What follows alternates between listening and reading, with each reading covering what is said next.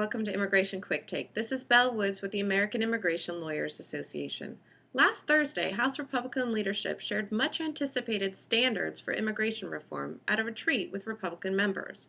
We're joined today by Greg Chen, AILA's Director of Advocacy, to discuss the contents of the standards, as well as what they might mean for immigration reform legislation. Greg, first off, what do these standards cover?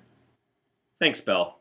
Well, these standards really run the gamut of all the key elements that need to be in a comprehensive immigration reform package, including legalization of the undocumented. And it's important to note that here they designate that there won't be any special path to citizenship for those who are going through the legalization system. And that raises a bunch of questions about exactly how this Republican standards envisions for a path to green cards and eventually citizenship will be granted, which from AILA's viewpoint is going to be very important. The standards also spell out enforcement, both border and interior, and the need for an employment authorization verification system. And finally, reforms critically needed to the legal immigration system itself. Specifically, the standards focus on reforms to employment and business visas. Were there any surprises, either good or bad? Well, there were a couple of surprises. First of all, the document doesn't mention anything about the importance of family. And we all know that immigration reform is good for the economy and good for businesses. And the document mentions the importance of reforming the business immigration system, which AILA thinks is incredibly important. But it does so to the detriment of the family visa system, which has been one of the critical cornerstones of the immigration system. AILA doesn't think that reform needs to be done in a zero-sum capacity, and that would be one thing that we think should be looked at more closely in the standards. The other surprise is the mention of zero tolerance at the border in terms of enforcement policies.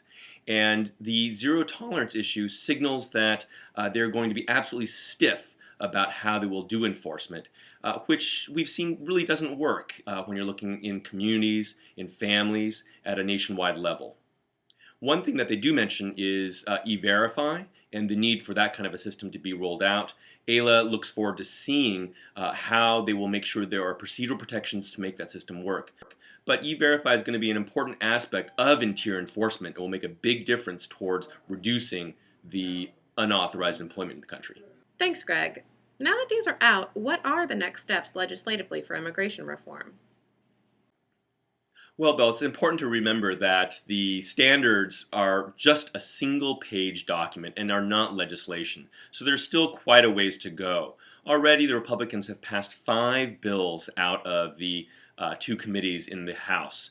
And there are still a few bills left that need to be introduced that they are working on.